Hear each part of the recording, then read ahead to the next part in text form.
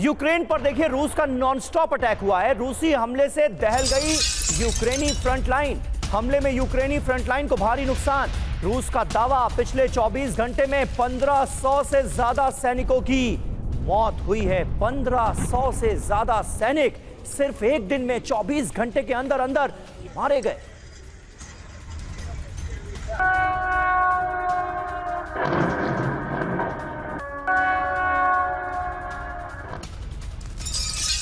और रूस के खिलाफ यूक्रेन को जर्मनी की सैन्य मदद। यूक्रेन को एंटी एयरक्राफ्ट सिस्टम देगा जर्मनी।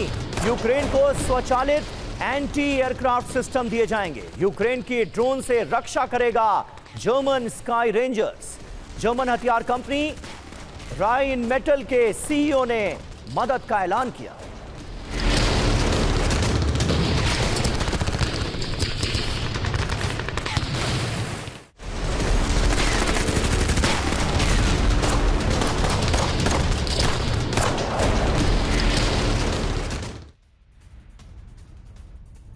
और अहम खबर नाटो से जुड़ी है। नाटो से खतरे के मद्देनजर रूस में काफी सतर्कता बरती जा रही है। परमाणु बॉम्बर TU-160 ने भरी है उड़ान। कहां पर?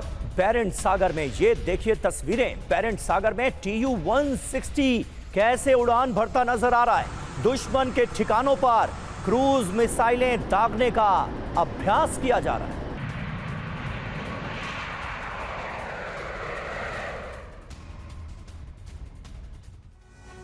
रूस का परमाणु बॉम्बर नाटो पर बारूदी प्रहार। जी हां, रूसी एयरफोर्स ने TU-160 की एक्टिविटी बढ़ा दी है। वेस्ट 2025 युद्धाभ्यास के तहत TU-160 की उड़ान की तस्वीरें आपके सामने।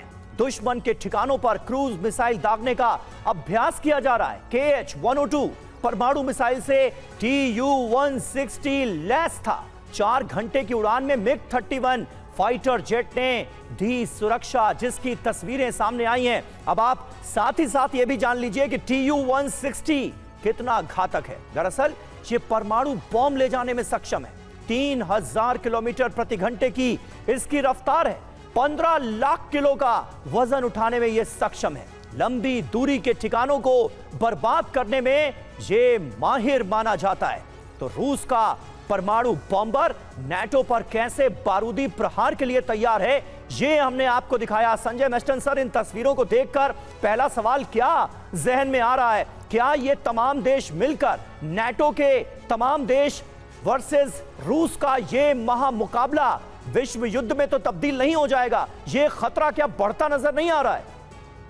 और देखिए, खतरा तो बढ़ता दिखता ही जा रहा है, उसमें कोई डाउट नहीं है। युद्ध को 3.5 साल हो चुके हैं, लेकिन सवाल ये उठता है कि आज क्या रूस की भी क्षमता है इस युद्ध को बढ़ाने की? क्योंकि देखिए, पिछले 3.5 साल में रूस ने भी काफ़ी डैमेज सफ़र किया। और जिस प्रकार अभी आपने ये दिखाए हैं, इनके जो इकोनॉमिक टारगेट्स हैं, जैसे ये किरिशी पे ये जो अभी ऑयल रिफाइनरी को बर्बाद किया है तकरीबन 42%, तो कहने का मतलब है रूस को भी हर लिहाज से धक्का लग रहा है, चाहे उसकी इकोनॉमिक हालात हो, इकोनॉमिक टारगेट्स हो, और ख़ासकर मिलिट्री टारगेटिंग।